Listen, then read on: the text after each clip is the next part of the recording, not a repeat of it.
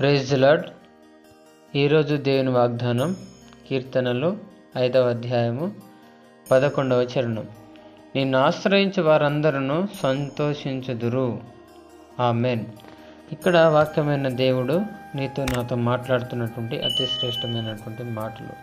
ఎప్పుడైతే మనం దేవుని ఆశ్రయిస్తామో అప్పుడు మన జీవితంలో సంతోషాన్ని, ఆనందాన్ని నిశ్చయంగా చూడగలము అని వాక్యమైన దేవుడు మనతో మాట్లాడుతున్నాడు.